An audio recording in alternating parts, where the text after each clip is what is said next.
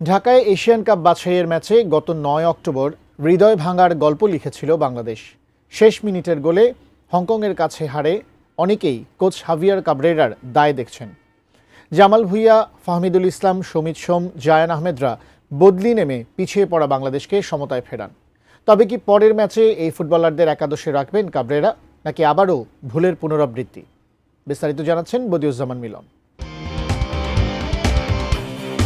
হংকংয়ের কাছে প্রথম ম্যাচ হেরে এশিয়ান কাপের চূড়ান্ত পর্বে ওঠার স্বপ্ন অনেকটা ধূসর হয়ে গেছে বাংলাদেশের।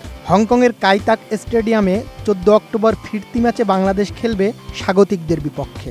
ম্যাচটি শুরু হবে বাংলাদেশ সময় সন্ধ্যা 6টায়। এই ম্যাচে জিতে হংকংয়ের বিপক্ষে হারের প্রতিশোধ নিতে চান জামাল ভুঁইয়ারা। শুধু তাই নয়, এশিয়ান কাপের পরের 3টি ম্যাচ জিতলে হয়তো চূড়ান্ত পর্বে যেতেও পারে বাংলাদেশ। কাগজে কলমের হিসেবে যে সম্ভাবনা এখনও টিকে আছে। কাজটা কঠিন, তবে অসম্ভব নয়। বিজলি কেবলসের স্কিন কোটেড ইনসুলেশন আগুন প্রতিরোধী। বিজলি কেবলস, নিরাপদ আজীবন। হংকংয়ের কাইতাক স্টেডিয়ামে 50,000 দর্শকের সামনে খেলতে হবে হামজা চৌধুরী, জামাল ভুঁইয়াদের। লাল সবুজের সমর্থন জোগাতে এই স্টেডিয়ামে থাকবে হংকং প্রবাসী 1000 বাংলাদেশি দর্শক, যাদের প্রত্যেকের হাতে এরই মধ্যে টিকিট পৌঁছে দিয়েছেন স্থানীয় বাংলাদেশি সমর্থকেরা। ঢাকা থেকে তারা আনিয়েছেন হাজারখানেক বাংলাদেশ জাতীয় ফুটবল দলের জার্সি। ফুটবলারদের উৎসাহ দিতে আয়োজনের কমতি রাখতে চান না তারা। ঢাকায় 7 গোলের রোমাঞ্চকর ম্যাচে হারের পর সংবাদ সম্মেলনে কাবরেরা বলেছিলেন তিনি হারের সব দায় নিচ্ছেন। সুযোগ পেয়েও তিনি পয়েন্ট নিতে পারেননি।